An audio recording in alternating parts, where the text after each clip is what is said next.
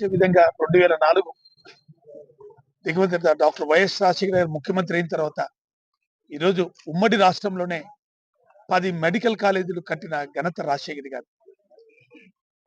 Kadapa RIMS hospital ఆ రోజు సోనియా గాంధీ నుంచి ఇక్కడ భూమి పూజ చేసి కేవలం 2 సంవత్సరాల్లోనే రిమ్స్ హాస్పిటల్ నిర్మించిన ఘనత రాజశేఖర్ గారు. 2009 తర్వాత ఆయన మరణం తర్వాత 2009 నుంచి కాంగ్రెస్ పార్టీ అధికారంలో ఉన్నా కానీ 2014 నుంచి 19 వరకు తెలుగుదేశం పార్టీ అధికారంలో ఉన్నా కానీ 10 ఏళ్ళు కడప నగర ప్రజలకు కానీ, కడప జిల్లా ప్రజలకు కానీ, వైఎస్ఆర్ జిల్లా ప్రజలకు కానీ నడిబొడ్డున్న కడపని 4 జిల్లాలకి నడిబొడ్డున్న కడప ప్రజలు ఇక్కడ ఉన్న వాళ్ళందరూ కూడా ఏదైనా ఒక విపత్తు జరిగితే, ఒక యాక్సిడెంట్ జరిగితే ఏ చెన్నైకో, హైదరాబాద్కో, ఏ బెంగళూరుకు పోయే పరిస్థితులు ఉండి మార్గ మధ్యన చనిపోయే పరిస్థితులు ఎంతో మంది చూసాం.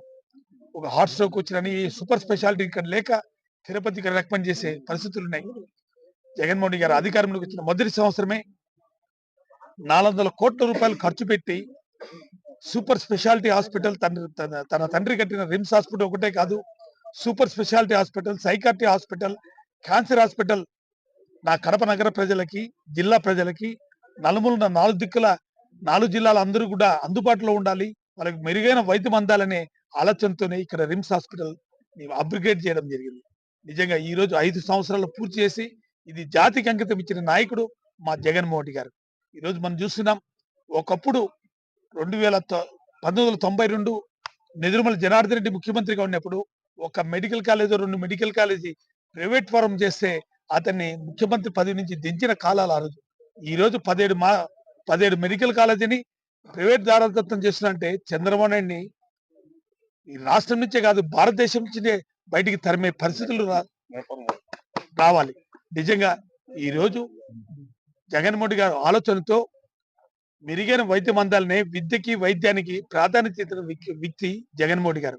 ప్రతి సంవత్సరం విద్యకి, వైద్యానికి 30,000 కోట్ల రూపాయలు కేటాయించి 5 సంవత్సరాలు 1,50,000 కోట్లు కేటాయించిన ముఖ్యమంత్రి ఎవరన్నా ఉన్నారంటే 5 ఏళ్లలో భారతదేశంలో ఏకైక నాయకుడు జగన్మోహన్ రెడ్డిని గర్వంగా చెప్పుకోవాలి. ముఖ్యంగా ఏ ఇంట్లో గాని ఒక విద్యార్థి చదువుకుంటే ఆ ఇంట్లో కుటుంబం బాగుపడుతుందని ఆలోచనతోనే ఈరోజు విద్యార్థులకి వైద్య కాలేజీలు, వైద్య విద్య రావాలనే ఆలోచనతోనే రాష్ట్రంలో 17 మెడికల్ కాలేజీలు తెస్తే 5 ఏళ్లలో ఎవరు కానీ పూర్తి చేసిన కాలాలు లేవు. కానీ జగన్మోహన్ గారు 5 ఏళ్లలో ఆయన కాలపరిమితి ఉన్నప్పుడు 7 మెడికల్ కాలేజీ పూర్తి చేసి, రెండో దఫా 80% మెడికల్ కాలేజ్ పూర్తి చేసి, మూడో దానికి కూడా శంకుస్థాపన చేసి ఘనత జగన్మోహన్ గారు. ఈ రోజు మనం చూస్తున్న 30 ఏళ్ల ముఖ్యమంత్రి గతంలో ముఖ్యమంత్రిగా ఉన్నప్పుడు తన హెరిటేజ్ కోసం పాలకేంద్రాలను కూడా ప్రైవేట్ ఫారం చేసిన ఘనత చంద్రబాబు నాయుడు దక్కుతుంది. ఈ రోజు తన మంత్రి సర్వర్గులనేంటి నారాయణకి దారాదత్తం చేసేదానికి ఈరోజు గవర్నమెంట్ స్కూల్స్ కూడా క్లోజ్ చేసి ప్రతి ఒక్క మండల హెడ్ క్వార్టర్లో కూడా చైతన్య స్కూల్స్, నారాయణ కాలేజీలు, నారాయణ స్కూల్స్ తెచ్చే పరిస్థితులు ఉన్నాయంటే ఈరోజు బలహీన బడుగు వర్గాల వారికి విద్య కూడా అభ్యసించే దానికి కార్పొరేట్ స్కూల్ పోయే పరిస్థితులు ఈరోజు చంద్రబాబు కల్పిస్తున్నాడు. అదే విధంగా విద్యను చూస్తే ఈరోజు పూర్తిగా నారాయణకి, చైతన్యకి వాళ్ళ దారాదత్తం చేసే పరిస్థితులు ఉన్నాయి. ఈరోజు 17 మెడికల్ కాలేజీలు ప్రైవేట్ దారాదత్తం చేస్తున్నా అంటే ఇంత సూపర్ స్పెషాలిటీ బిల్డింగ్స్ కట్టి ఈరోజు 400 కోట్లు పెట్టి ఖర్చు పెట్టి ఒక్కొక్క మెడికల్ కాలేజీకి 17 మెడికల్ కాలేజీకి 2,400 కోట్ల రూపాయలు ఖర్చు పెట్టి ఈరోజు ప్రైవేట్ ఫారం చేస్తున్నా అంటే వైఎస్ఆర్ కాంగ్రెస్ పార్టీ చూస్తూ ఊరుకోలే. ఖచ్చితంగా రాబోయే రోజుల్లో వైఎస్ఆర్ కాంగ్రెస్ పార్టీ ఆధ్వర్యంలో మా నాయకుడు జగన్మోహన్ ఆధ్వర్యంలో ఉవ్వెత్తునలాగా ఉద్యమాలు చేస్తాం. ఖచ్చితంగా ఇవన్నీ కూడా గవర్నమెంట్ ఆధ్వర్యంలోనే జరిపేట్టుగా చేస్తాం.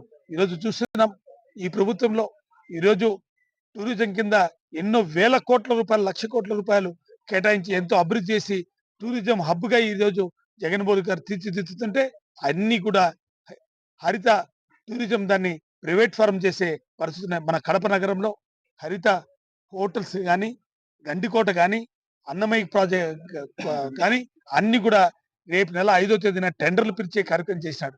అంటే ఇవన్నీ కూడా ప్రైవేట్ ఫారం చేసి రాబోయే రోజుల్లో రాష్ట్రం అంతా పేద ప్రజలు, బలిగిన వర్గాలు కూడా కొనేదానికి వస్తువులే కాదు కదా, చదువుకునేదానికి విద్య కూడా అభ్యసించే పరిస్థితి లేక మళ్ళీ మన పరిస్థితి దౌర్భాగ్య పరిస్థితులు దాపరిస్తాయి.